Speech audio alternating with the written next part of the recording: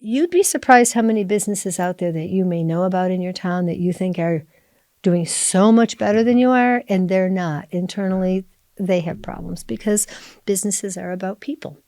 And they're complex. They're complex. People are complex, and the businesses are complex. So it's rare to see a business that's just humming all the time. So we always say we need to really understand what's going on. We need to see everything, and we don't judge you. There's no judgment. There's no perfect business. Welcome to Well Said Finger Lakes. This is the podcast where we talk to interesting people, businesses, and organizations from in and around the Finger Lakes region of New York State. I'm your host, Chris Kusznir. I'm here with a special guest today, Patricia Brown of Integrated Business Ventures. We're here in the live room of Well Said Media in beautiful downtown Ithaca. Patty, why don't you tell our guests a little bit about who you are and what brought you to Ithaca? Sure. Thanks, Chris. So I am a principal in a company called Integrated Business Ventures. We're a boutique merger and acquisition firm. We help our clients sell their businesses when they're ready, prepare the businesses for sale, whether it's implementing a long-range plan or being ready to sell their businesses as soon as possible. So I've been in this business about 23 years, and I joined my partner Michael 23 years ago. He had an M&A business operating in the Rochester market for almost 20 years, so he's a real veteran. Wow. And we worked together in the Rochester market and then moved the business here to Ithaca in 2008. But prior to that, we're really working in the upstate New York market, Buffalo to Rochester to Syracuse, down to Binghamton, for all of that time. We had a office in Ithaca. Our primary office was in Rochester, Brighton Henrietta Road, and then we had a satellite office in Ithaca for several years, and then decided to move our full-time office, our main office here in Ithaca, in 2008. And what prompted that transition? I love Ithaca. Nice. Wanted to move to Ithaca. Went through a personal life change. I'm from the Western New York area.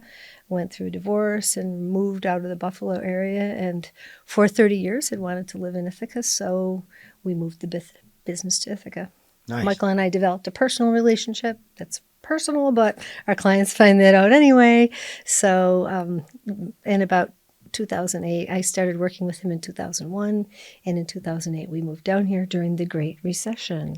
Wow. Mm-hmm. Yeah. Wow. Coincidentally. Yeah. So I can imagine there was a bit of an adjustment when you first transitioned your business from there to here.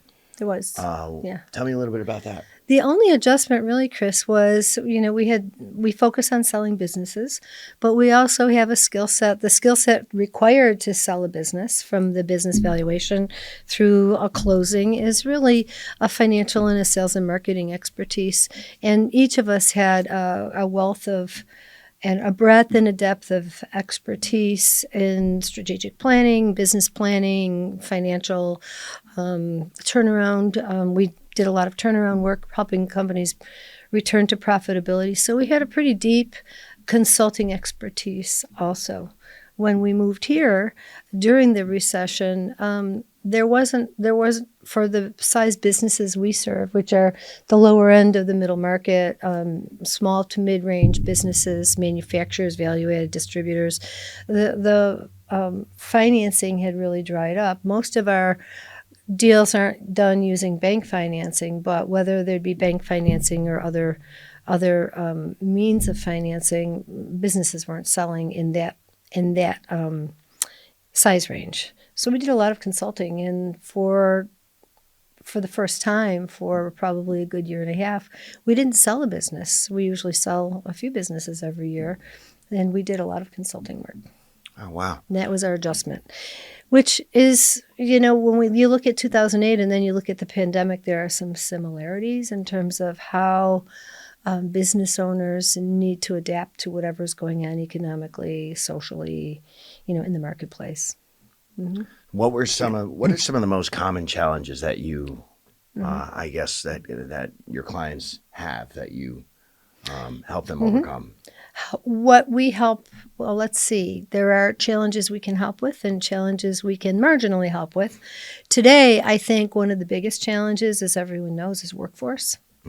Although we're coming out of that from the pandemic, there are more jobs available and there are more people available and willing to work. And I'm not talking about really at entry level or in hospitality businesses, which I think have suffered the most. Contracting, construction, hospitality, I think suffered the most, particularly hospitality during the pandemic. But everyone really did. And now we're seeing post-pandemic stimulus, people all willing and happy to go back to work now for the last couple of years. But there are still challenges for companies finding the right employees. Sure. Mm-hmm.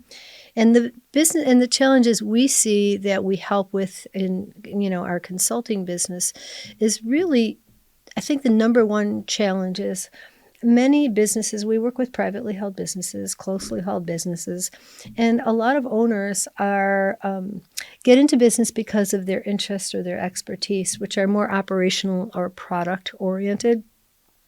And not every business owner of a closely held business has a financial or a sales and marketing expertise, or it's not their greatest expertise.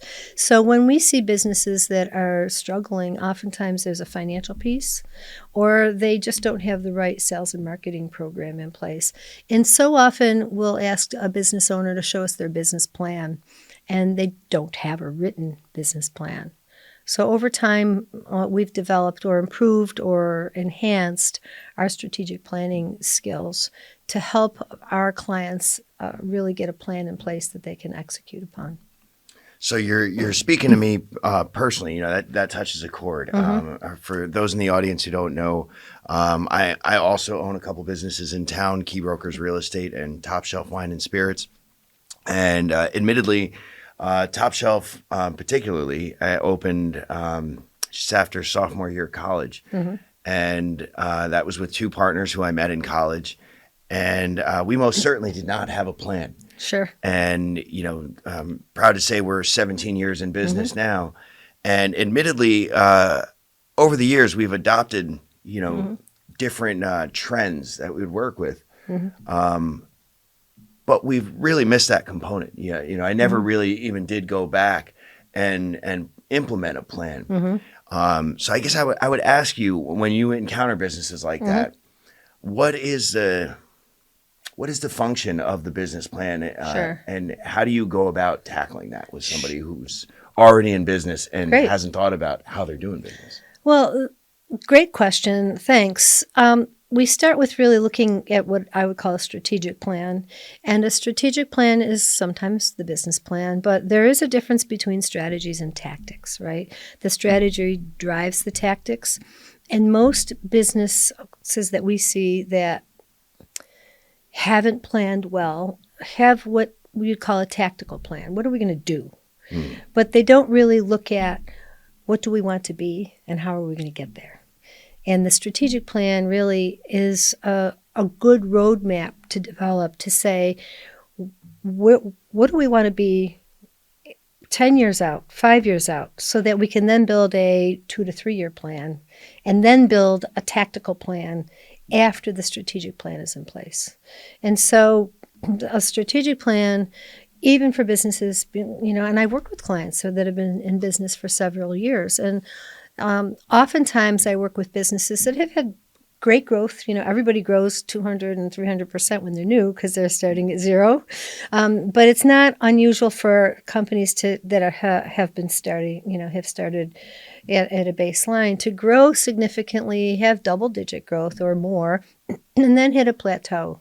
And then there's that plateau where the business is flat, and it can come 3 or 4 years in, it could come 8 years in, but that plateau, when businesses are flat, particularly if they aren't working a plan, they don't have a strong sales and marketing function or plan in place, That business that becomes flat, the value actually starts to diminish. We kind of say if you ain't growing, you ain't going. And really, it's growth that is one of the components that drives value in a business. So we look at companies that may be flat and want to grow, or they start struggling financially because they're not growing and they're flat and they have more needs. They need to hire more people. They need to do more marketing and they need to really have more revenue to do that. So we can start with a strategic plan with the business at any size. And I go back to basics. And it's really working, and the basics really go before we start looking at, what are the things we're going to do, or what are the things, where do we want to be? We start with, who are you? Right? So we start with values. What are you in a closely held or privately held business? The values of the business start with the owner. And so we may work with the owner, we may work with a team, but what are the things that are important? What are the real values that are driving this business and the people in the business and their activities? And then we move right to, then that feeds into what is the mission? And likewise, I like to look at personal mission as well as the mission of the business because they're tied together. And the mission is really why is anyone in business? What's a person's why? And also, why do people work for a particular company? Most people don't just work for money. In fact, there's a lot of data that money isn't what keeps people working. And when people leave a company, it's not because they're not paid enough. It's usually because of other things that make their lives less than what they'd like them to be. So we look at what's the why? Why is this company in business? And then we look at a vision. And I think the vision is the heart of the strategic plan. Because the vision isn't just this esoteric statement, that we want to be noted as the best blah, blah, blah business in the Finger Lakes for blah, blah, blah. We look at, what is that vision in terms of an esoteric vision, but really then the practical vision.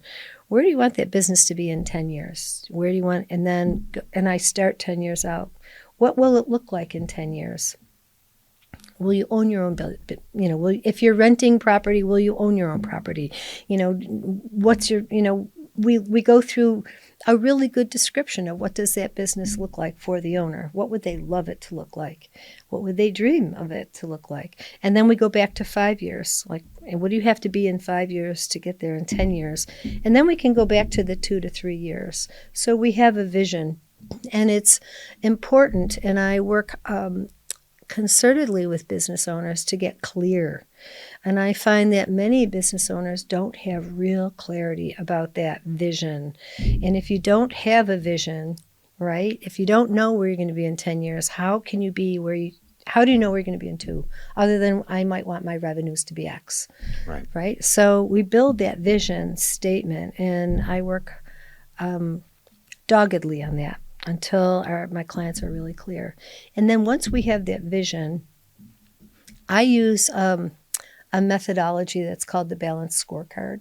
I know that it's considered the gold standard for strategic planning. It was developed by Harvard Business School 20 plus years ago. And once we have the mission and the vision particularly clarified, we look at the business. Am I going into too much detail? No, okay. Not at all. All right. We look at the business from 4 key perspectives: financial, internal, external, learning, and growth. So financially, where are you going to be? Let's look at 10 years out. Where are you going to be financially? Right? And then, and financially, so we set up first goals, X number of revenue, it might be as simple as X number of dollars revenue, X number of dollars of net profit or margins or whatever. So we like to have 1, 2 to 3 or 4 key goals, right? And then internally, what are you going to, what does this company look like? And that's in terms of its management structure and so on. Externally has everything to do with the marketplace, customers, clients, and so we come up with, 3, 4, 5 key goals for that aspect. And then we look at learning and growth. So in order to achieve all these things, in order to achieve the revenue, what do we have to look like internally? And in order to look like this internally and with our revenue, what kind of customers, how much, what do they look like, how many? what's the market for us? And then in order to achieve all that, what do we need to know? What skills do we need? Do we have all the skills that we need to have internally? What else do we need? Do we need a bigger sales force if that's the internal piece? And then what do they need? Do we need training programs for them? Do we need more project managers? Or do we need to increase the skill of the project managers? That's that learning and growth piece. So what are we going to need? And once we have those pieces in place, then we can start looking at the objectives, like what are the objectives to achieve those goals? So if you want to achieve a revenue, what are the objectives to get to that revenue? So one might be, we need a bigger sales force, or we need more marketing. Whatever those objectives are, we list out, and that's a lot of work to get to that piece. And we work on those objectives. And just to drill down, you have the goals you want, and then for each goal, what are the objectives to meet those goals? And then right below that then are what I call SMART goals. What are the action initiatives? And SMART goals, right, are measurable. So SMART goals are, they're specific, they're measurable, they're attainable, they're realistic, and they're time-bound. SMART, it's the acronym. And those SMART goals enable then the business to start developing KPIs, key performance indexes. So if you can't measure it, right? If you can't measure it, you can't manage it. So how do we measure whether we're hitting all these and all of these objectives? Well, we put together now what are the things we're going to do. So you have the strategic plan or the strategic goals. And now what do we have to do to achieve them? And when we look at those SMART goals, I call that the heart of the business plan, because the business plan is, and that's the tactical business plan. What are the things we're going to do to achieve these? This is the roadmap, but now what do we have to do to stay in the lane or to follow the roadmap? And then I like to take those action steps and help our client calendarize them. And that's where we build the next 2 to 3 year plan. Some things you have to get done in the first quarter, or you do them quarterly. Some things you want to achieve by the end of the first year. There are certain things you want to achieve by the second year. But now we can build a good 2 to 3 year plan with a tactical plan. And then that's that strategic plan, and then the tactical plan, they're living documents, right? And then we have a plan that our clients can look at every month and say, okay, let's review our strategic plan, and then let's look at our action plan and make sure we're doing these things. So it sounds simple, and it can take some time to do, to accomplish. I wouldn't say it sounds simple at all. Yeah. Now, I can't help but picture myself in these shoes. And quite frankly, I've been there. Surviving the pandemic in business was no joke. Right. That was the challenge of a lifetime. And, speaking personally, our business is located right next to Ithaca College. And, it was an interesting perspective. Owning a retail wine and liquor store during the pandemic, a lot of people thought that we were all just printing money. And there's a really interesting reality about what people do during a crisis, right? And with regards to shopping, and as you know, wine and liquor stores were deemed an essential business, and so we were fortunate in that we were allowed to stay open. But there's a really interesting dynamic. During a crisis, people tend to go to the biggest store and they buy in bulk. They buy as much as they can for the lowest possible price. Right. Now, a little store like ours really functions more almost as a convenience store. We were adjacent to Ithaca College, and the college let out during that time. So for us, our reality was overnight, 70 or so % of our business base disappeared. Right. And it was from one week to the next, and it lasted for years. Yeah. And so, as I'm listening to you talk about this process, it's funny because I feel energy build inside me, right? Where you start to realize, I think, it's about momentum. Every time you realize that there's a step to take, anybody who's of, an actionable mindset or so, you kind of get excited about like, oh yeah, I can do that. Right. Oh yeah, I can do that. Right. And I remember for a while there, I was kind of suffocating in my own hopelessness, because I couldn't see a way forward. I imagine sometimes you encounter businesses that come to you, and probably Probably more often than not. I know that unfortunately you don't think to reach out for help when things are going great. Correct. To often think, oh yeah, they can go greater. But when you're drowning, you most certainly are reaching frantically for a life support sign. Yeah. What's it like? How do you start the process with businesses who come to you when they're in crisis like this? Sure. And we've dealt with a lot of troubled companies. So just as a little backdrop, my partner Michael started working in the 80s and doing M&A work. And there have been several downturns, right? So when there's a downturn, there are troubled companies that need help. And one way of helping a company is to sell it. Some get in deep trouble, and the best way to be able to pay off debt and such is to sell the business. So he developed a real expertise in working with troubled businesses, and then over time, and then also doing turnarounds. So returning a business to profitability is called a business turnaround, and he developed a great turnaround expertise. Had been hired by banks to just go in as a CEO and run companies and turn them around. And then we also have developed a lot of consulting where the businesses might not need somebody to come in and run the business, but to really work in a consulting capacity to identify the real problems and then put together a plan to correct them. So in developing a turnaround strategy and working with troubled companies, there have been several downturns in the economy, and there will continue to be several downturns. And so we have in working with troubled companies, it's in a way, some of them are troubled because they never had a plan and they never executed on a good plan. Right? And that is why some companies, and many that we see are troubled, is they don't really have a plan. They take the business as it comes, and they're not proactive, they're reactive. And when business is good and the economy is good, or they're in the right place at the right time, great. But they don't have the ability to withstand downturns.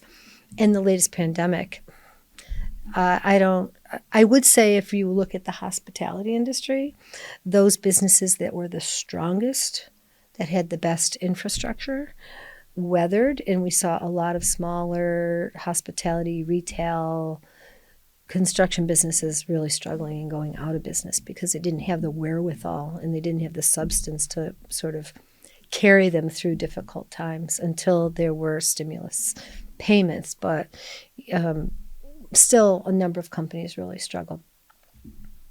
So going in, we always do an assessment, whether we're working with a troubled company or a company that wants to grow. We need to know where they're at.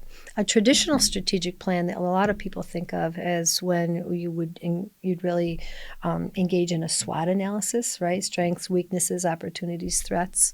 And that's helpful, and it's good to see where a company is at.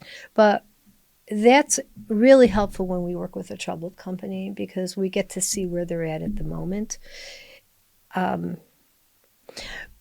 But I like working with the Balanced Scorecard because in the end, we need to look to the future.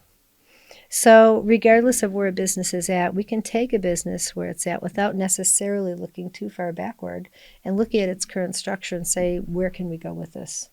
So let me ask you, when analyzing a company, I know it's a very hard decision, and for better or for worse, I've also been through business in the past that had to close. Sure. Years ago, I owned a Subway franchise right down on the Ithaca Commons, and admittedly, I think the stage may have been set against us from day one, and potentially, I think more than likely, had I had the wherewithal, it probably would have been prudent to throw in the towel earlier than we did. In this case, a bit of Ithaca history.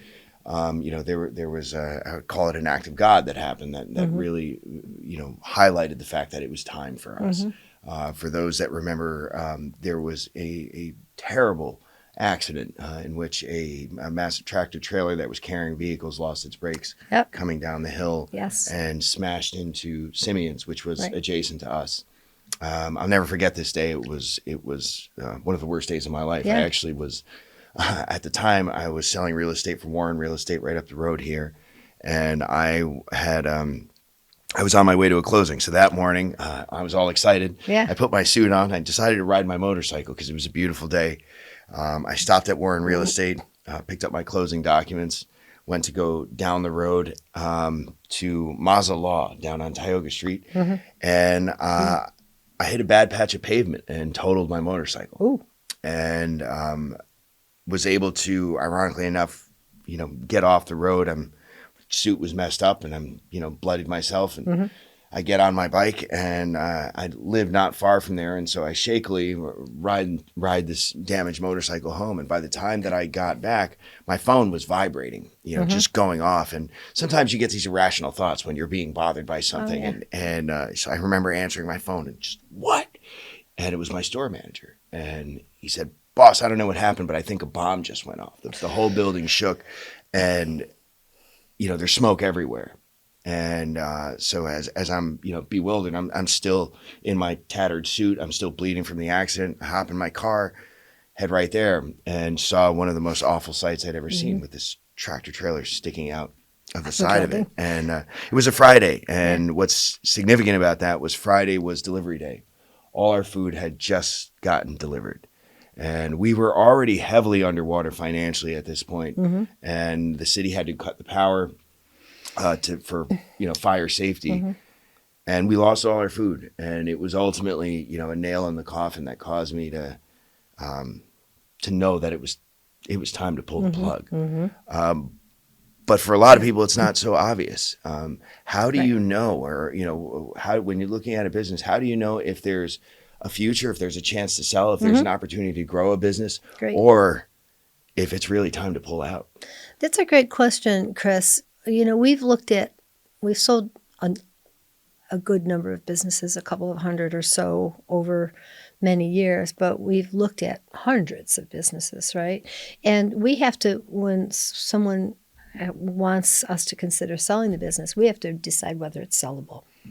We have a very high success rate, I would say close to 100%. If a seller decides not to sell, we don't sell the business, but that's rare. So we have to be really careful. So that's a good question because some of it's real intuitive. You kind of have a gut for it, but it's not really. Intuition is really based on many years of experience, right? So you put together all of this information in your head and we do an assessment. So we'll look at a business and we'll do an assessment. And when a company is ready to pull the plug, usually they're really in trouble financially. And, there are lots of ways to get a company out of trouble financially if there is a market for what they do and what they provide, services or products. If there's enough structure to be able to work off of, if there's a viable business that if they have a business model and then a plan can be put in place. And if the owner is willing to execute on that plan. So when circumstances are tough, such as the pandemic or a recession, a lot of really well businesses suffer. And they can't always come back. It depends on the market. It depends on whether the market still exists, for whatever they're selling or the services they're providing.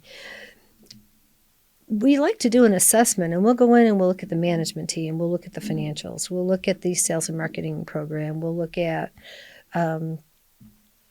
the caliber of the employees. We'll look at the product, and we try to do a pretty fair third-party assessment of that business because, what we bring to the table is no emotional attachment to that business. And I will say that when there are businesses that are in trouble, oftentimes not relative to the market, when there's a downturn, 2007-8 pandemic, there have been a number of recessions. But sometimes businesses fail because the owner shouldn't own a business. That happens. So that's one piece. And we really look at the whole piece. If the business is if we look at a business and we believe that there's a real opportunity for that business, we'll put a proposal in place in terms of how do we turn that business around. Oftentimes, the two key pieces we see with closely held, privately held businesses are there's a problem with the financials, or there's a problem, or there isn't a good enough sales and marketing strategy, right? So oftentimes, I think I already mentioned, you'll have someone start a business that's really product based. It's, an engineer, a scientist, somebody or someone that's we don't work with retail companies usually, but manufacturers or value added distributors. They really understand the product. They may have come from that world, and they may not have the financial acumen necessary to make sure their bookkeeper or their financial process is really sound. Or they also may not have a good sales and marketing acumen, and they may bring in people to work for them. We've seen it oftentimes. Somebody will bring in a VP of sales or a sales manager or outside salespeople without really understanding sales and the sales process. And they can go along for months and get paid and not really deliver. Sure. Right? Sure, I can understand And that. it's hard to, if you don't come from that world, to train, to understand what they're really doing. They're out on the road, God knows. And it can take time to build new business, right? So we see companies when there are oftentimes significant losses. There's a loss in those two areas where the owner just doesn't have the ability to see it clearly or to analyze it clearly. Most businesses, have accountants, but their accountants are paid to keep them compliant and paying their taxes. And they're not providing real advisory services. There are some accounting firms that provide advisory services if they're on retainer and if that's what's asked and paid for. And we don't see that often, right? Sure. That can happen.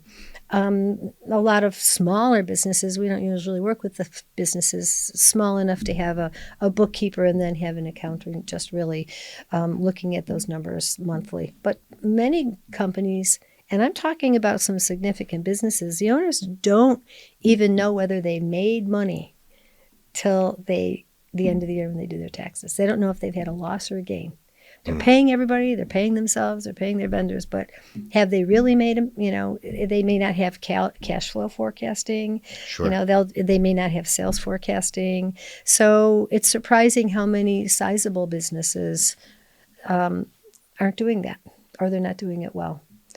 So does that answer your question? When we start digging into that, we can see issues that perhaps an owner who's really engaged in the day-to-day, there's in the 80s, I think, Michael Gerber came out with the E-Myth, and there was this whole movement. He did a real good job with small businesses and generating language. You hear so many people saying you have to work on the business, not just in the business.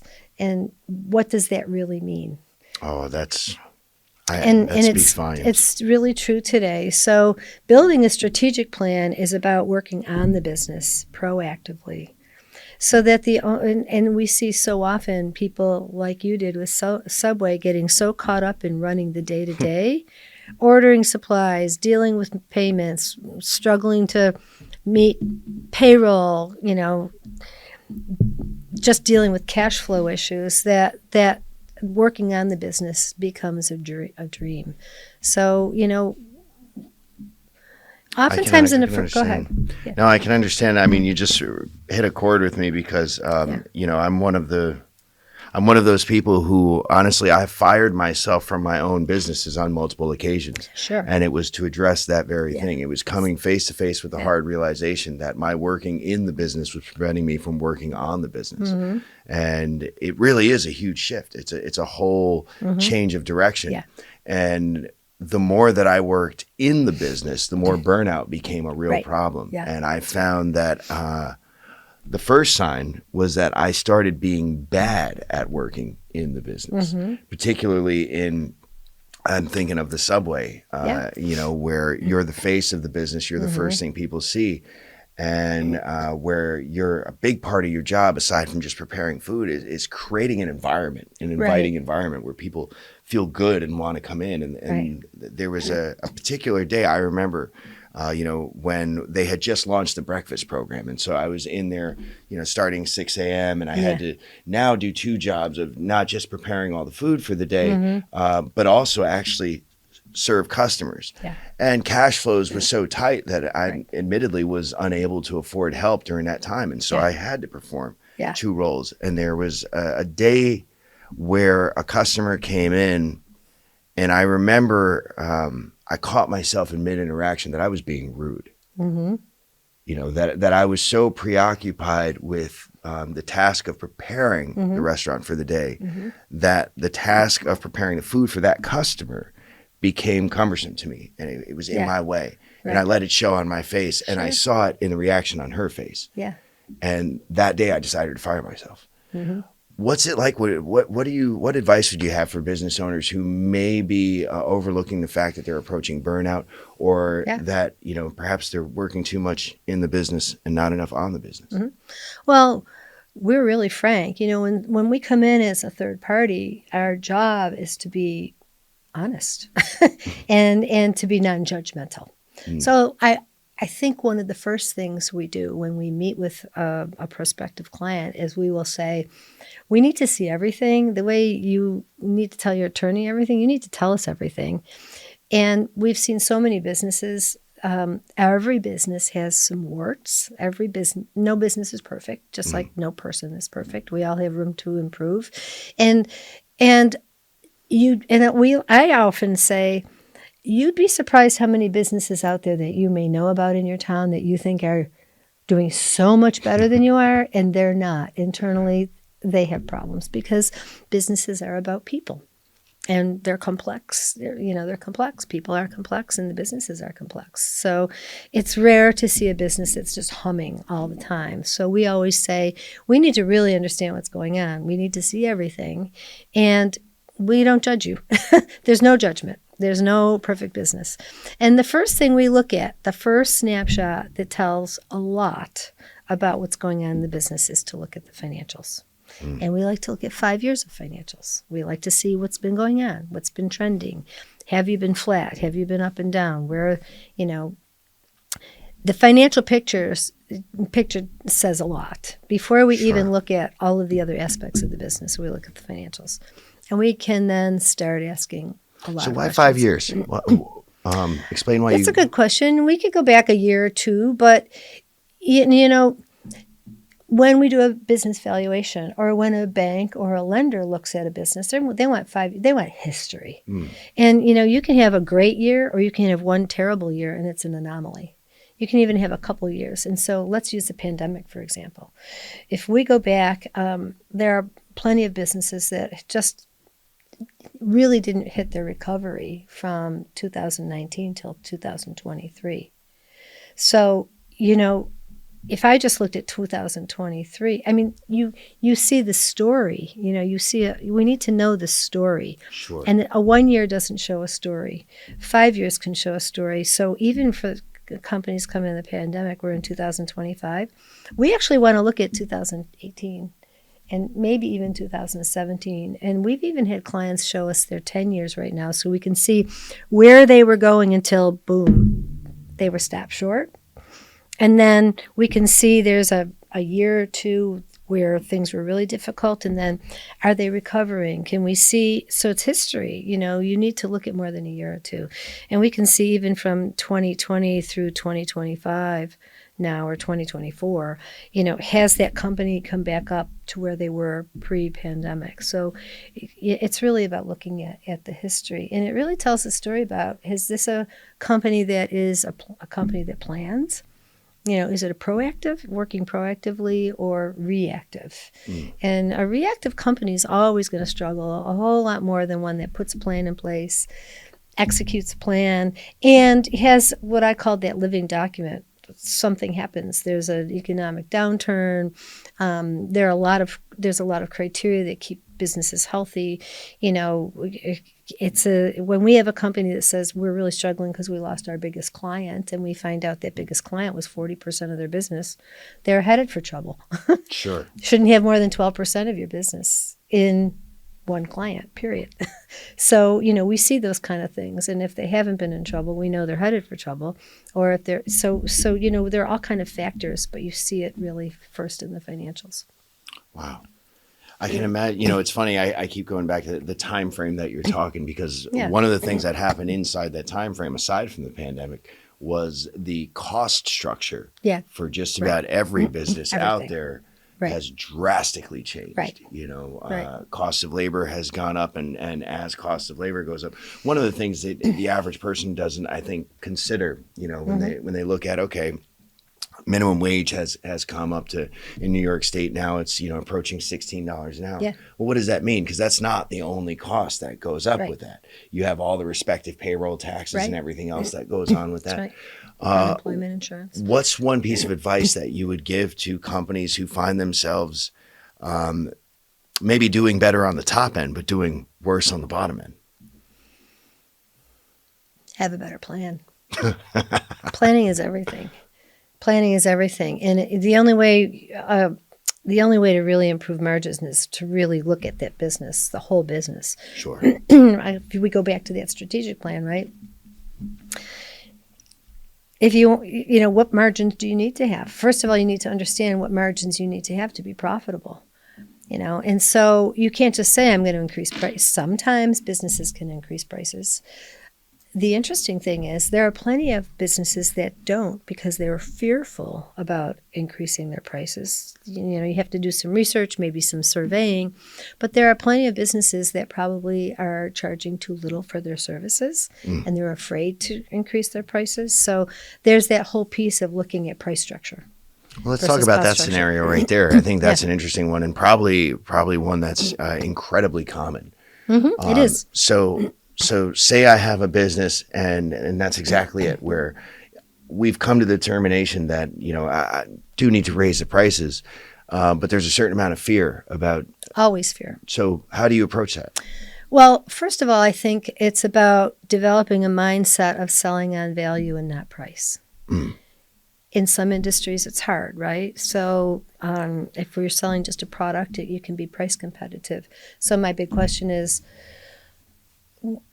what can one do beyond selling a product to increase the value? Is it accessibility? Are there services one can add on top of it? I'm thinking about your liquor store, right? Because it can be very competitive. But what could a retail store do, right? If you have to compete on price. Can you provide delivery? Can you have better hours that are open? Can you have a concierge service? Can you have tastings? I mean, there are all kind of things to do to provide service. Can you shift your demographic in steps and start selling something on a higher end and change your demographic? So there's that whole piece. But it's really the mindset is, are you going to sell on price or are you going to sell on value? And for those companies that sell on value, and it really goes to understanding, again, go back to that strategic plan. What's my ideal client? What's my value proposition, first of all? So I'll go back. We look at values. We look at mission. We look at vision. And then we look at what's your unique value or your unique selling proposition. Why would I go to Top Shelf and not to your competitor? You better have a bunch of good reasons for me to go there. It's funny you say that, because those were the exact questions that answering got me through the pandemic. There you go. That really gave us, because let's be honest, we did one thing right, and we picked a great location. Yeah. And there's really no sacrificing for a great location. But the challenge that came along with that was we got complacent, because the first thing we did right was enough for a long time. It was until it wasn't. Yep. And the moment it wasn't, all of a sudden I found it's no longer just about what we sell. It started to be about how we sell it. That's right. And so you touched on some of the things. I came up with a slogan at the time that was, the little store that's big on service. There you go. And we started doing a lot of the things that you exactly talked about. Yeah. We brought in weekly tastings. We set up our inventory so that our store was available online for curbside pickup. Yes, that's right. A lot of stores went the route of delivery. I struggled with that personally, mainly because of I was afraid. I was afraid of asking an employee to potentially put themselves at risk. With the nature of just the pandemic in and of itself. But we did start doing online tastings. We implemented curbside pickup. We made it easier to buy from us. Right. And so that was exactly that. And it, unfortunately, as it goes, it took a crisis for us to really kind of ask those existential questions internally. That's right. Yeah. So when I do consulting work, we try to ask those questions before there's a crisis, right? That's what strategic planning is all about. It's proactive. It's like it's asking all the questions and solving and coming up with the answers so that doesn't happen. Well, many businesses, even that plan well, hit crisis during the pandemic, of course. But so getting back to cost and pricing, is selling on value is the sales process. So there are so many businesses and business owners that you are in retail, so you think about sales all the time. But there are plenty of businesses where, especially if there are service organizations or consulting organizations or organizations that are providing services, they don't always want to think in terms of sales. They want to be problem solvers. Sure. And so they can be problem solvers, but it really goes back, if I go back to that strategic plan, that once you identify your unique value proposition, like what, and we look at so many companies, one of the first things we look at, and whether it's sellable, is do you have anything unique? If you're just another whatever, it will be hard for us to sell that business. So we really like to look at what sets you apart from your competition, because if you're just another whatever, whenever there's a challenge, that company's going to struggle the most. So if we look at what the unique value is, and we really try to determine or create unique value, the next step in the process goes to what we were talking about. Who's the ideal client? Who's the ideal customer? And once you know the ideal client, right, and we can define that demographic, now you can talk about how do you sell. What's the marketing plan? Now you can build a strategic marketing plan because you know who your demographic is. What's the best way to reach that target. For smaller businesses, outside sales, direct sales are too costly, right? With the advent of lots more and better internet capabilities, that helps. But it all depends on the nature of the business. So it's really understanding the client and the customer and how do we reach them. In a retail business, you've got Facebook, you've got all kind of great internet resources. For some companies, trade shows, conferences are the best way to reach. I had a client years ago that the best way to really reach their ideal customer base was, attending conferences and then taking the subject matter experts and helping them to be better salespeople. And they didn't want to think, when you have engineers or scientists, they don't want to think of themselves as salespeople, but they really need to understand how they need to be marketing experts. They're the face of the company. So, it depending on the business, understanding the ideal client or defining that ideal client is maybe the first piece to building a much better sales and marketing plan, and then growing revenue, and then being able to sell on value. Because now you understand your value, what you're good at, what differentiates you, and who wants that.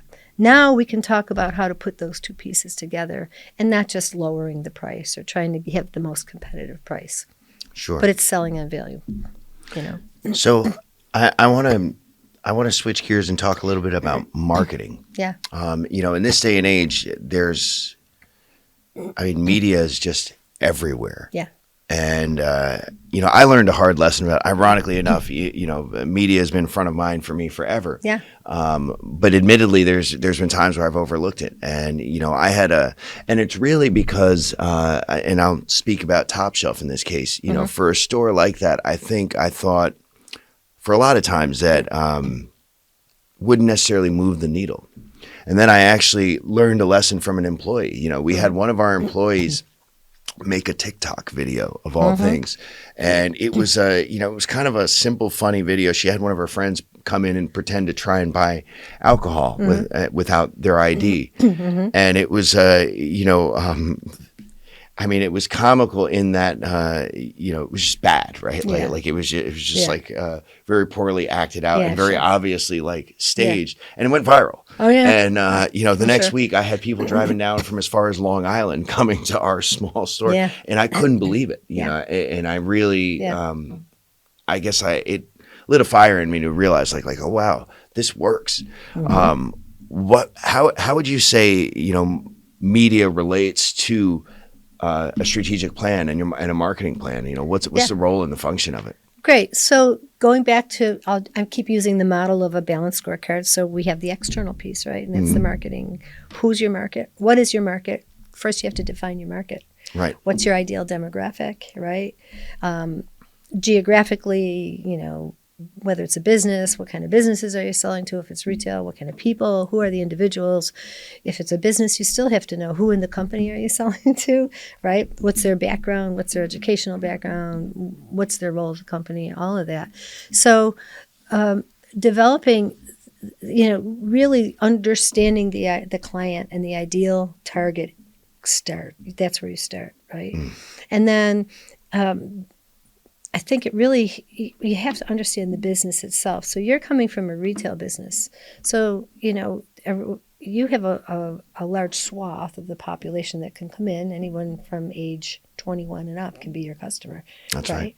Right? So that's, but getting to the whole marketing piece, it's understanding what is an organization selling? Is it a very specific product? Are you machining prosthetic devices for the orthopedic industry, right? Or are you selling wine, right? So, and then are you manufacturing CNC machines?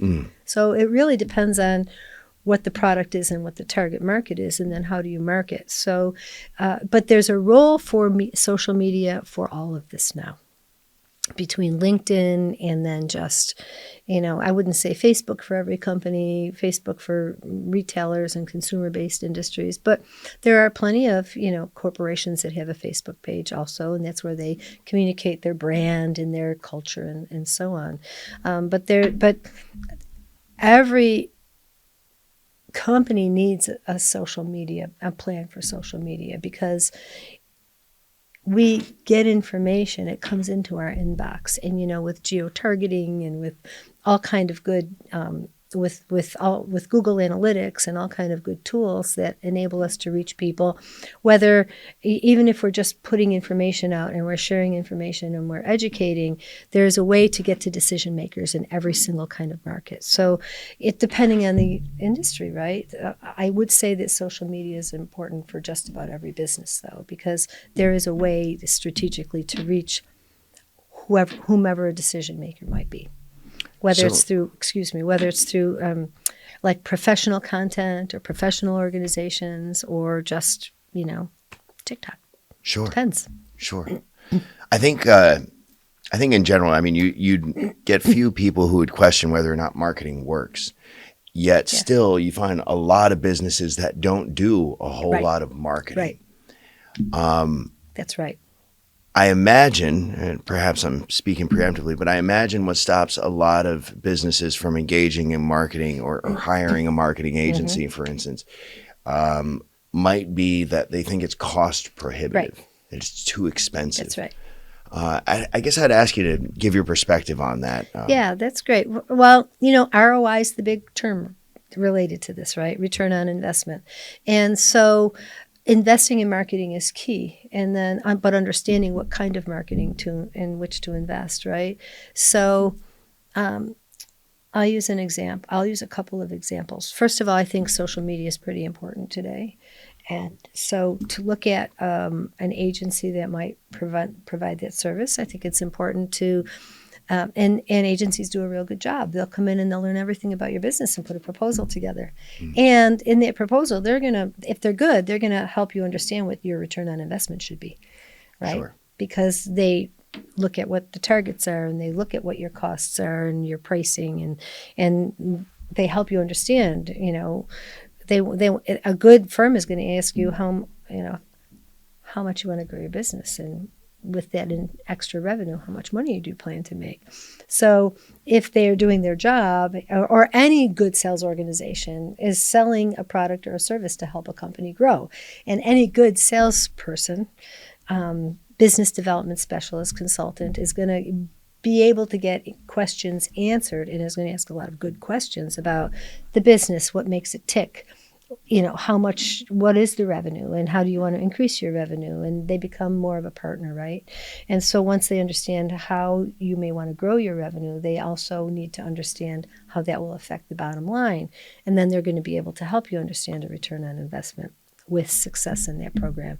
And then they're going to also be able to show you other ways they've helped other companies like yours, or other companies to do the same thing. So marketing has to have some provable return on investment. And then it's understanding where, again, what's the ideal customer? What's the target?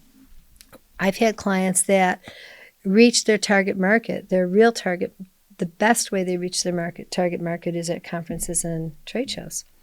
Well, if you're going to go to a trade show, you can have a booth and you can spend thousands of dollars on a booth. Or tens of thousands. I mean tens of thousands.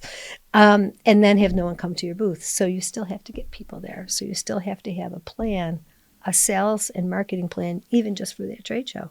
How do you reach out to people? Social media is one way, right? It's a key way. And then how do you prospect? And then, I worked with clients and helped them make sure that they set up meetings at their booth so their booth looks busy. And when your booth looks busy, it's like anything, the busy store brings in more people. So, there's this fun strategy for or if you're going to conferences, what's going to happen? How do you prepare for that conference? Do you reach out? Do you invite people? You don't just invite people to dinner. Are you going to sponsor different talks when your subject matter experts are there? How do they talk about your business? Are they going to schedule meetings in advance? So marketing, there's a plan for every business activity, and the plan can be different for almost every activity that can bring in new clients or increase business with existing clients. But it's important to have a plan. And the companies that have good plans succeed, and the ones that don't plan inadvertently plan to fail. You mentioned the term a little bit ago, living plan. Yeah. How often do you advise your clients to go back to their plan, to reference it, to look at their marketing, to re-engage, to reinvest? Monthly. Monthly. You have a plan, you look at that. And so you might not look at, first of all, I like to build plans where there are simple KPIs to look at for different aspects of the business. So you're measuring and you're looking at your performance indices every month, right? Just like you're going to look at your financials every week, but at some point you're going to look at, okay, here's our targeted revenue for the year. Here's our targeted revenue by quarter. Here's our targeted revenue by month, right? We didn't hit our month. We didn't hit our numbers this month. You don't just let it go. We missed by X number of dollars. Where are we going to put that money? Well, I think we can make it up in September. It's only February. We're going to put it in there. We're not going to lose track of that. But we look at that monthly. And the same, you build certain. So it's important to look at a plan monthly. And when I say it's a living document, circumstances change. It's about having the flexibility to say, wow, something new turned up that we better have a handle on. What are we going to do about that? How are we going to measure it? How is it impacting our business?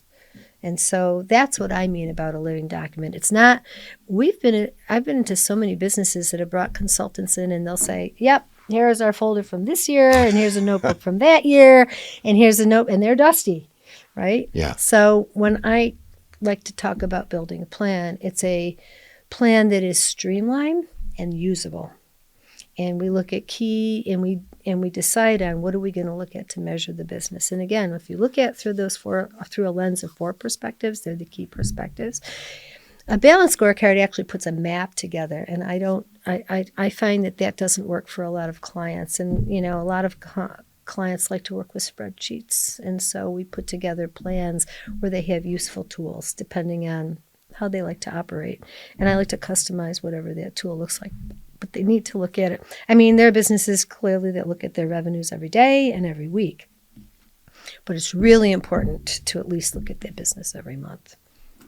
So at the heart of everything that we're talking about, the age-old cliche of "it takes money to make money" comes to mind. Sure. I think one of the biggest challenges that a lot of businesses have, probably younger businesses more than older businesses, is finding capital. Sure. And I guess I would ask you what advice you give for companies as they venture out to look for, strong lending partners. I can speak firsthand that I've encountered more what I would almost call predatory lenders than not. And it's a scary world because when you're desperate and you need money, that's when you get the worst terms. Correct. And that's also when it's the most dangerous thing that you can do. That's right. Because while it may seem like a lifeline, it may be bait to lure you out into dangerous water. Yeah. What would you say to companies? What advice do you give them that are in need working capital? That's a great question. So one of the things my partner Michael has said many times when we've gone to businesses that say we just need more money is usually that's not the answer. The answer is a good plan. So oftentimes when companies say they need money, they need more than money. They don't have the right business plan. They're not running the business correctly or well enough, or there's something amiss. There are plenty of companies that need money. There are, and there are plenty that are undercapitalized. And by being undercapitalized, they're kind of set up to fail. So it all goes back to a good plan. If a business has a good plan, they have more credibility with good lenders. Sure. These are hard times, so there are good companies that have struggled. And you're right, predatory lenders, will send all kind of information, and it sounds like you can get X number of dollars at a pretty good interest rate, but then when they look at your business, that, market rate is not what they want to lend to you. They want to lend to you at much higher. And, years ago, there were lenders that we would call them usury rates, right? And we're seeing credit card companies lending at 24, 25, 29%. That's usury, but they are doing it, right? We see that every once in a while. I just read this recently. I forget who wanted to introduce a bill into Congress that, credit card companies couldn't charge more than 10% or whatever. There's been really no regulation, and that type of environment puts a lot of companies in trouble. And so for years we've seen, when we end up oftentimes working on a turnaround, we've seen a company get into trouble and what helps them in that downward spiral is the predatory lender, whether they're factors or whatever. There is a place for those predatory lenders, and they're not always predatory. Sometimes with a good strategy and a good plan, you can go to a lender and the interest rates, and there's also lenders that will lend on, they'll actually lend you money and then they'll take your accounts receivable. Right. And that can be dangerous if it's used correctly with a good plan and a good strategy for a short-term fix. It can be used correctly, and it usually isn't, because business owners will go out and they're desperate and they'll borrow that without a plan, and it's just a downward spiral, to disaster. We've known people in that world that are really good lenders, and they're honorable. And they've helped some businesses get out of trouble, but that has to be done well and carefully. So how does someone find a good lender and avoid predatory lending?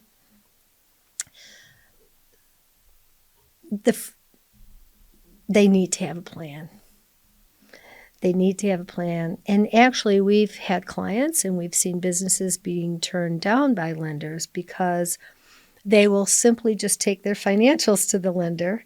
They'll take their last 3 to 5 years of P&L and, and balance sheets and not prepare. So, just as an aside, we've put together bank packages for clients and help them to get their lending, because you have to be able to tell the story of here's where we are and here's where we're going and here's why we need the money and here's how we're going to use the money and here's our projections and here's how we're going to meet these projections. That creates tremendous credibility. We do that with clients, and that provides tremendous credibility with banks. Oftentimes, business owners don't know how to do that, and they'll just go in a commercial lender, and we have relationships with all the commercial lenders in town, and they're great. But don't forget, they're also salespeople, right? They're looking for loans, right? So what one might hear from in a first meeting, and oftentimes not enough information is shared yet, is optimistic until it gets to an underwriter. The underwriters have the criteria for what the lending institution is looking at lending. And banks change their criteria. They're sales organizations, and that's not a bad thing. They're selling loans. They make money on interest. Right. So what you might not know in going to any particular bank is how much do they need, and they might be needing more deposits right now. So, for example, when interest rates were really low and banks were lending at low interest, they might have tons of loans out at 4%, right? Now they got to go find more deposits. Sure. Right? So there's a big balance. Banks have a real fiduciary responsibility, right, to make money and to keep a balance. So understanding their loan criteria is really important. So, just throwing your financials to an underwriter, their loan criteria might change within the year. And so you might be approved for a loan in 1 month, and 18 months later not be approved. So understanding what their criteria is helpful, and then understanding building a plan that gives them confidence that you're going to be able to repay the loan is really, really important. Yeah. So planning is everything. And you have to have a business that can repay the loan. And that goes back to having a good strategic plan and a good business plan. Because if you don't plan, how do you really hit the mark? Then you just depend, it's like throwing warm spaghetti at the wall and wondering what's going to stick. So that whole piece of avoiding predatory lenders is understanding why you need money and what you're going to do with the money and how you're going to pay it back. And does your business have the ability, will it have the ability to have the cash flow to pay it back? Those are the kind of things we help business owners understand and plan for. And I'm not promoting myself. I'm promoting the value at times in working with one's accountant or working with a good business planning, consultant, or, becoming more educated in terms of building one's own plan. But planning is the key to success. Having a good plan and then executing it. And then understanding how, being flexible enough to change it as the winds of the tides of the market or whatever changes, being flexible enough to say, okay, we do need to increase our prices right now. And how are we going to sell on value to be able, and what's our strategy to be able to do that? How are we going to be able to increase our prices, for example, and offer more value? What do we have in place to do that? Or where are we going to cut expenses? And we see oftentimes in privately held businesses, sometimes they have the wrong people in the wrong place. Sure. Family members, good friends, husbands, wives of key employees, that type of thing. And so it's really important to be able to know that you have the right people executing, that can really execute excellently in their roles in the business. Yeah, I can recall a few cliche phrases about doing business with friends and family. Yeah, it can be great or not. So let's play a scenario. Yeah. So say I'm a business that's I need help. Yeah. And what I'm aware of is that my business has potential, and that there's a solution. I know there's a solution, but I can't see it. I'm in trouble from a cash flow perspective. Yeah. Maybe what's stopping me from reaching out to a company like yours is the fear of cost. Sure. What would you say to somebody in that scenario? Yeah, that's a great question. So I'll just speak generically that when we've done turnaround work, and we've done a lot of it, and we've had clients that owe millions. And it doesn't matter if you're a small business and you owe thousands, or you're in trouble with the IRS, Sure. or you're a large company and you owe millions, right? It's all relative. It's all a big number. Yeah. Right? It can be a big number. If it's more than you have. If it's more than you have, it doesn't matter what the number is. That's right. So we'll go in and we'll do an assessment, right? And we do need to believe, and once we look at the company, that there's an opportunity to grow the business or to put it back on track. And that's that turnaround piece. So we really look at the financials. We see where there have been missteps, where there are opportunities with customers, and what has to be done. And oftentimes a business is really in trouble with creditors and they can't pay every creditor. But if we know that we can put a plan together to bring them back on track with sales, with cutting costs, and we look at what can reasonably be cut and why. Because you don't want to, speaking of cliches, you never want to cut off the business's nose to spite its face. Right. What realistically can be cut. And there usually are things that can really be cut, right? So how do we bring the business back to a place of profitability? And usually so a turnaround, and there are some turnaround gurus who've written all the books, and I have to say my partner's read them all, and we've done a lot of successful turnaround work. The typical turnaround takes about 1.5 to 3 years. Wow. Right? More like closer to a really good turnaround can take 3 years, yeah, right, of time. So the first thing we like to do is understand where the opportunities are and what can be cut, and put together a financial plan and a pro forma of what will this business look like. How do we get it back on track? And that has to do with, we have to pay, there's debt service in there, and how do we reduce debt service over time? How do we perhaps add some revenue? But we put together a plan. And with a turnaround, you really have to go to creditors and say, our client can't pay you everything right now, but we have a plan in place. And whether they work with us, and we don't do a lot of turnaround work. It's not our core business, but there are specialists out there. But when a company's in trouble, usually they've lost credibility with their vendors because they make promises they can't keep. Sure. Right? Mm-hmm. And at some point, a vendor might shut them down. Now they can't get product, they can't get raw materials, and it just is a downward spiral. So the best thing they can do is bring in a third party, or the bank is calling a loan or terming out a line of credit.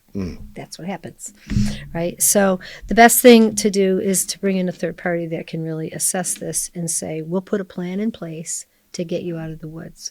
And the first thing we will do then is we will reach out to their creditors and say, we've been brought on board, and we know you've had lots of promises they can't keep, but this is a viable business. We've done an analysis, and we will do an analysis first, right? So we'll look at the financials, we'll look at the customer base, we'll look at the backlog, we'll look at all of that, right? And decide whether we think this business can be turned back to profitability. And if we believe it can be, and oftentimes it can be, we put a financial plan in place, a good 6 to 12 month financial pro forma. So we will reach out to the creditors and say, we're building the plan. We've been hired to do this, and we're building a plan to do this. And we need to manage, you're going to have to go a month, 2 months, 3 months. We're going to either have to pay interest only, or we're going to have some agreement so that this company can actually pay you over time what they owe you. Right. Right. So you can either get nothing or cents on the dollar, or you can hang in there with us and we're going to bring it back, and they're going to, stay in business, and you're going to get what they owe you. And usually they'll work with us, right? Sure. And so the first thing we'll say is, we're going to need a good, month, 3 months, whatever, to get you a plan. And we will give you a pro forma and a plan of how you're going to get paid. That's what a good turnaround firm does. And And so we have to look at all that and start building that out. Sometimes financials are a mess. And it has occurred where we have to bring in a different bookkeeper to clean up financials, or we have to bring in a different accounting firm to give us better financials, right? And we may need to say to the creditors, we have a little financial mess here, and we're going to clean up the financials. And before we can put that pro forma together, we need X number, we need 2 months for that to happen or whatever. But by bringing a third party in, builds credibility, rebuilds relationship and credibility, because no vendor, supplier wants to lose everything. So we'll build a plan. And how do they afford to pay us or anyone else that does what we do? We build ourselves into the plan. You build yourself. You build that consulting. And not just us, because we don't do a lot of this, but there are some really great, big, and large turnaround firms out there that you have to build yourself into the plan. They have to pay you. And when companies are in trouble, the last thing any turnaround company wants to become is their client's biggest creditor. So the good consulting firms, you get paid first, and they should, because good ones are going to put that company back on track. And they do. They do. And it's usually about building a financial plan, and then what other things do we have to do? I mean, oftentimes there's fear that there's going to be slash and burn, and oftentimes there are brother-in-law is the COO and he's a disaster, or, Sure. Yeah. You have to really look at where the costs are. And sometimes the cost is with people. Sometimes there are other structural issues that are costing too much money. I can't tell you how many times we've told our clients, other people get paid and you don't pay yourself for a while. You don't pay yourself for the next whatever. Sure. I imagine sometimes that's the case too, where you're just paying yourself too much. Oh, yeah, that happens. That's right. In fact, that's right. One of the things that we look at is our client paying him or herself and not paying vendors? Are they living off the backs of their vendors and they're paying themselves when they're in trouble? Yeah. So it's a great point, and we do look at that. Well, people need money to live. I mean, if they're the sole provider, they have to. But, we take all of that into consideration. And are there people that are unnecessary? And in these times, I don't know that that's as crucial, because we have there are too many companies out there that are struggling to hire even, the right people. Sure. We've talked a lot about companies and businesses in general, but it's not all that. I mean, there's also not-for-profit organizations and philanthropic organizations. Sure. And I imagine a lot of times they're going through similar challenges. Oh, definitely. We've worked with a number of not-for-profits. How do you approach? Is the approach different, or I mean, how do you go about working with not-for-profit organizations that need restructuring or need a plan? Or well, I think what we bring to a lot, and not-for-profit is a misnomer, right? Not-for-profits need to make money, right? They need to make money in order to grow their organization and pay their people. So there has really been a nice change, and we're starting to see it, and I think it'll continue. It's better to call a not-for-profit a mission-driven organization. Okay, they have not-for-profit status, right? So but the point is, they need a positive bottom line, right? Sure. They need a positive bottom line to fulfill their mission. They need a positive bottom line because they might have trucks that have to be repaired, or they might need to buy equipment, or they might need to hire more people. So you can't do that without making money. So not-for-profit is the misnomer. It's but they're mission driven. So the interesting thing I find when we work with a not-for-profit is the first thing we have to say to them is, you're still a business. You're providing services. And you need to run it like a business. And you need a plan. And you need a strategic plan. And you need to be able to execute a plan so that you can at least not be in the red. Right? So Some organizations have the ability not to be totally self-sustaining, right? But they sell services or products, and some don't. Some rely entirely on grant money. So, but they still are a business, and they're still providing services, right? So they still have to have a plan, and the business plan isn't much different than the plan for a for-profit business. It still has to be, a financial plan, pro formas, there has to be, I've used the same strategic planning model for a not-for-profit that we've used for for-profits. So it's a great question. And there's a lot of creative thinking there. Ithaca has a huge number of not-for-profits for the size of the business. I don't know the number now, but I remember years ago hearing there were like over 100 of them. And so there you have a lot of smaller not-for-profits competing for the same donations, the same dollars and such. And it's been real challenging for some nonprofits or mission-driven companies to thrive and to provide much needed services in the community. Well said. I want to highlight something in what we've talked about, a lot of challenges, and I imagine that there's a lot of business owners who might be watching this who perhaps get a feeling of overwhelm. Yeah. And I want to say personally, one of the big takeaways that I got from this is that if you're struggling, have the conversation. Yeah. Because chances are that an objective third party might see a solution that you don't see. Correct. And so I think it is important to highlight a takeaway that there may be help out there and that it's worth exploring. Mm.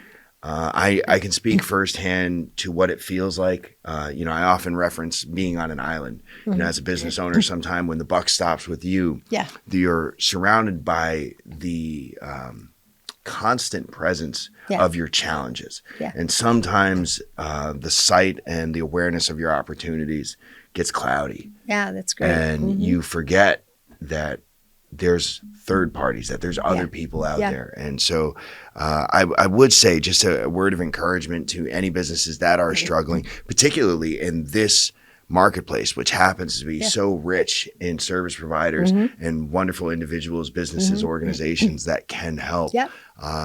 Just take a moment to remember help is available and there is help out there. So don't be afraid to look. Don't be afraid to get out there and reach out and have a conversation, because I imagine that conversations don't always beget necessarily a cost, right?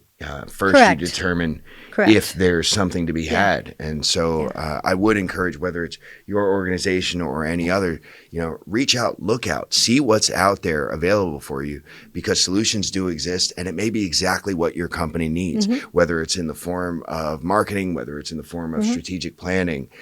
If you're in trouble, the first and foremost thing is recognize that and do something about it. The worst thing you can do, I would imagine you would agree with this, is the worst thing you can do is to do nothing. Nothing, right. And I'll make a couple of comments regarding Ithaca. There are first of all, the SBA has some great services and consulting advice. The SBA, Alternatives Credit Union, has a whole program for more micro or smaller businesses. Great business planning program. The SBA has business planning programs. There are organizations out there that provide, I'm thinking of another one. I don't have the name right now. Well, and so one can talk to one's banker, go to the Chamber of Commerce. There are any number of places to turn to just find out where is the right fit for me. And so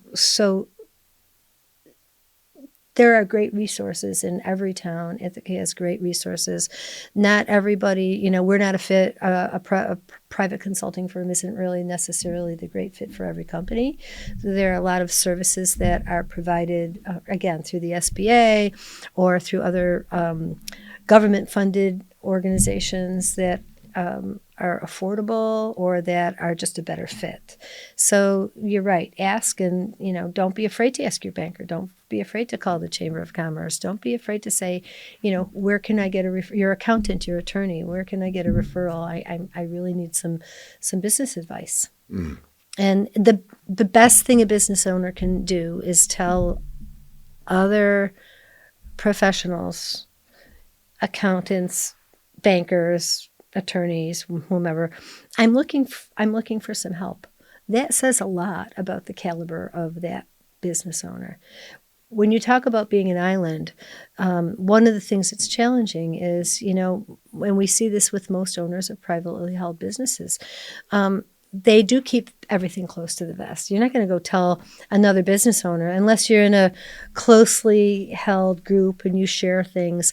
Most business owners, so there is a profile of entrepreneur, right? And the profile, from my experience from dealing with many people over a couple decades plus, is entrepreneurs are optimists. You have to be an optimistic person to take on the challenges of owning a business. Have a lot of confidence, right? But tomorrow's a new day. I've weathered challenges in the past. I'll weather this one, right? The glass is half full. I'll get around to it. I haven't been working on my business. I'm too busy in the day-to-day, but I'll get to that next week, tomorrow, next year, right? So there's a lot of that optimism. But the one thing that they really aren't going to share, unless they're with someone safe, and many times not with a partner or a spouse, if there are challenges, they're not going to share it. They are going to protect the people around them, and they're not going to talk to somebody else also. So that feeling of being in an island is common. Mm. And the best place to go then is to a third party who is not emotionally involved. Right. Yeah. Last question I want to ask you, Patty. Mm-hmm. And I imagine this one's going to make you smile. Knowing everything that you know today, mm-hmm. if you could go back and do it all over again, mm-hmm. what would you do differently? I would have gotten in this business years earlier. Mm. If you're talking about just the business we're in,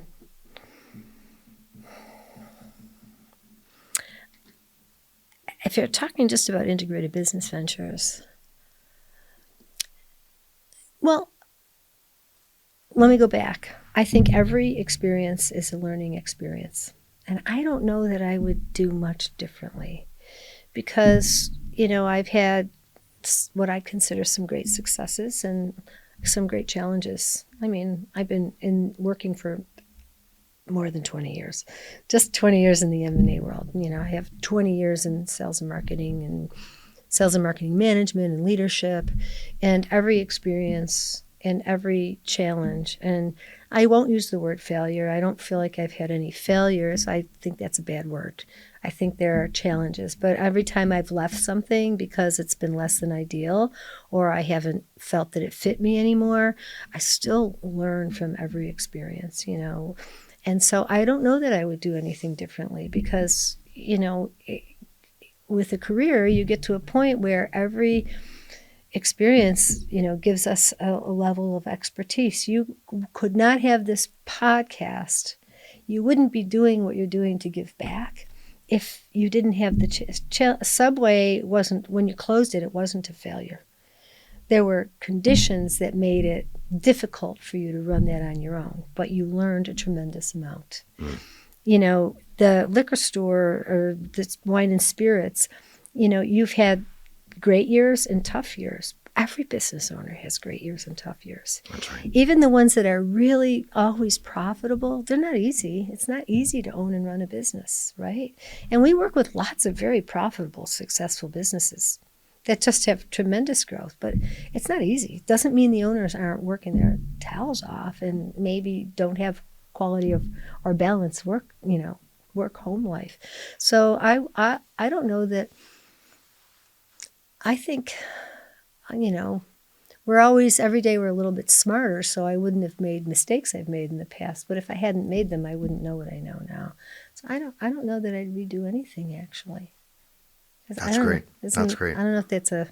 Well, you trigger a thought for me. And I guess one thing I would add to it as a person who, won't say fail, but No. experienced going out of business. And Yeah. I know that what it felt like going into that and trying to look beyond it. Yeah. And thinking that there was nothing good beyond it. And, the age-old phrase comes to mind that when one door closes, another one Always. opens. Yeah. And sometimes what feels like the worst thing that can happen It's the best. might be the best thing that can happen. Yeah, that. Thank you. That is well said. And the reason it's well said, I'm thinking about this, that, entrepreneurs have tremendous persistence and resilience and have a high aptitude for risk. So, and you do, I know you well, right? You are a serial entrepreneur and you have all of that, right? And so, starting a business as opposed to even buying a business is not for the faint of heart. It's a lot, and it's a huge risk, right? And the rewards are oftentimes monetary. And the greatest rewards, I think, are on a personal level. We are shaped by our challenges, and we develop resilience with our challenges. And I said there is a profile in that the high risk taker, but there's also a risk reward benefit in owning a business. And the rewards are the rewards of achievement that aren't measurable all the time. I've had so many clients that own businesses, and the greatest reward is the fact that they've given X number of people a job, and they've supported the lives of families, and they've provided opportunities for families to actually thrive in their community, or they've provided a service that is valuable to the community, particularly the not-for-profits, but all businesses. So, what we get with the challenges is the piece that shapes us and that helps us to grow as human beings. Well, Patty, I want to thank you so much for your time. Yeah. Thank you. Thank Integrated Business Ventures. And thank all of you for watching. For us here at Well Said Finger Lakes, this is Chris Kusznir, wishing you a wonderful day. Thanks, Chris, for having me here. I appreciate it. Thanks for coming.